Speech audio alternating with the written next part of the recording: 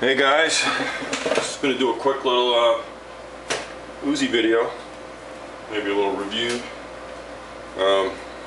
Here's the traditional Uzi Model B, made in Israel. It's a pretty cool gun. It's got the dummy barrel on. You know, it's just a traditional, pretty cool. Got the mini Uzi right underneath there. They both take the same magazine. Same with the Uzi pistol, which is pretty neat. That 3 different size weapons all take the same magazine, so that comes in handy. These are both pre-ban,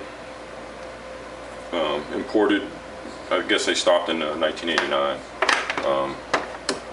They're both really cool guns. This is the newest edition, the mini Uzi. This is it's not a Vector, it's a IMI, so it's pretty rare actually. Even if you tried to find one of these right now, you would have a hard time. Even if you had, you know, $5 in your pocket, it would be hard to obtain one of these. And this one just pull on that, opens right up, holds pretty firmly. It's a neat little stock, and I measured it. It's actually further from the grip to the end of the stock than the traditional carbine. This is the mini carbine. That's the full-size carbine. Takes long barrels, just like the Big Mama over here. That takes a 16-inch barrel to make it legal as a rifle, and the mini Uzi takes this stupid-looking 19-inch barrel, which I don't know. I guess if you ran out of ammo, you could use this as like a baseball bat or something. I mean, it's pretty long. I guess it'd be pretty accurate though if you wanted to try some. I'm probably going to do that. Try some long-range Uzi shots with that long barrel. Maybe try to do some like 200-yard shots with it. Bet should be pretty accurate. And this one breaks down the same as the original full-size carbine. It's got a smaller bolt, takes the same size bolt as the micro Uzi or the pistol. Just comes right out like that. It's pretty cool. Went and shot it yesterday. We shot 4 magazines out of it, no problem. Also, this one has a skeletonized trunnion right here. You can see where they cut it away, top and bottom, to reduce weight on the mini. And I'm pretty sure it's 2 pounds. I weighed it yesterday, but I forget. It was pretty much 2 pounds less than the full-size carbine. So you can really notice the difference. I mean, this, like right now, it's really light compared to the full-size. It's got smaller front grips. Same size lower receiver is on the full size, so you can actually change parts out, which is another advantage. The pistol does take a different lower, but the mini and the full size use the same lower, which is pretty neat. And this takes a sling. It's got a sling attachment here and right here. Use the sling with the clips. What else? I guess that's about it. It's got adjustable sights, just like the Model B over there. The same sights. Use the same sight tool, which is right here.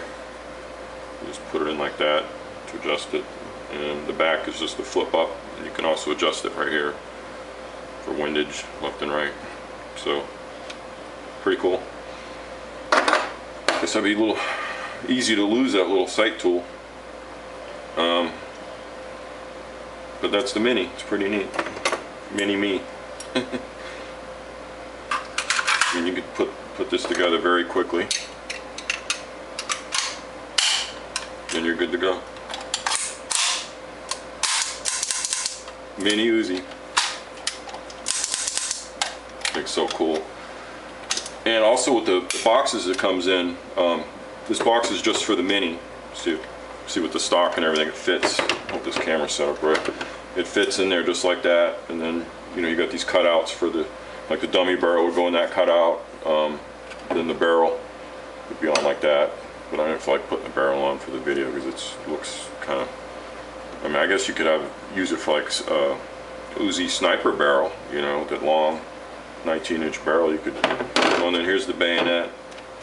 It actually snaps on the mini too, with the dummy barrel. So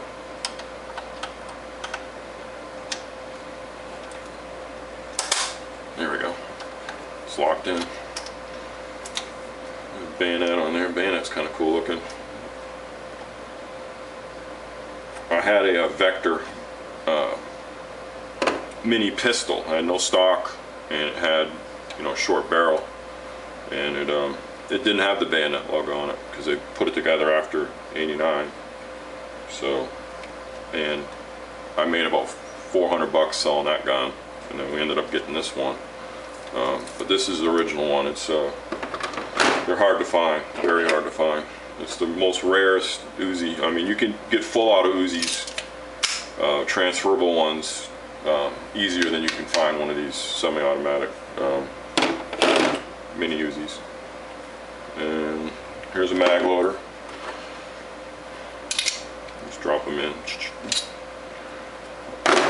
But I haven't been using it. I just load them by hand. Most of these mags are older mags, and they're not that hard to load at all. I don't have a problem. I guess that's about it. I'm gonna be getting a sling for it, but they're harder to find than the regular Uzi slings. Are like $7, but for this one, they want like 50. Everything for the mini. If you get into getting a, you know, if you buy one of these, all the parts are like a full auto bolt. For the full size Uzi, they're about $100. For the mini, they're like 500.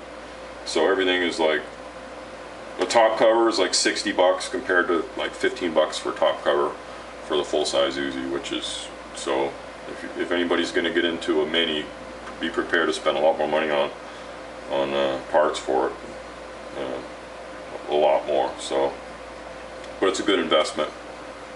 You know, they only go up in value. I've been watching, for instance, Uzi pistols. Before, you could, a year and a half ago, you can get them for like $800-900. Now they're all going for like $1,200-1,300. So just in a year, I've seen the prices go up pretty much about $400 just on that one gun. So that's something to think about too. You know, if you buy like a cheaper Vector, it's not going to go up in value. At least if you shop around and get an original IMI gun, it's only going to go up in value. So I think that's something positive. And like with this Uzi, I paid $400 for it. It didn't have a case or a manual, and I bought this case on eBay. I don't even know if you can see it. But the camera is. I bought this case on eBay for like $50, I think, and then I bought the manual, I think, on eBay as well. So I'm trying to complete the gun, you know, and I bought the sling for it. I ordered a sight tool. That's coming in for that gun. I'll have a sight tool in each box. Just trying to keep them complete. This one's missing the manual. So I can buy one right now, but it's like $40 delivered just for the manual. I don't really feel like spending $40 on it right now, so just gonna kind of leave it the way it is. Got enough money into it now. All right, well, I guess that's it. I just want to show everybody the mini. You know, just they're kind of rare. Oh, another thing, at the range, if you ever have an Uzi at the range, you're gonna get a lot of people coming up to look at it because they're pretty cool. You know, not many people have them. You know, if you got a $3,000 AR with all the bells and whistles on it, people pretty much would just walk by and hardly look at it. But if you have something classic like this, you get a lot of people at the range coming up wanting to look at it and, you know, talk to you about it. So it's kind of a good conversation piece to have instead of having just some plain Jane gun that everybody else has. So that's another cool thing about an Uzi, because there's really not a lot of them around. So definitely, you know, people, it's kind of like driving an old muscle car, you know, you turn some heads. It's kind of cool. So that's another plus. And another plus is 32 rounds. You can also get a 40-round magazine, but I heard the 50-round magazine sucks. So everybody says they're crap. So don't buy a 50-rounder. And as far as the mini goes, I think it can run on just about anything. But the full-size Uzi right here, it's got a really big, heavy bolt, and you want to run a little hotter ammo. I don't mean plus Ps, but don't use like Remington green box or the yellow UMC box. It says pistol cartridges right on it. You want a hotter cartridge for the full-size Uzi for sure. You'll get some problems with it if you don't use a hotter round. So I guess that's it. I'll see you guys later.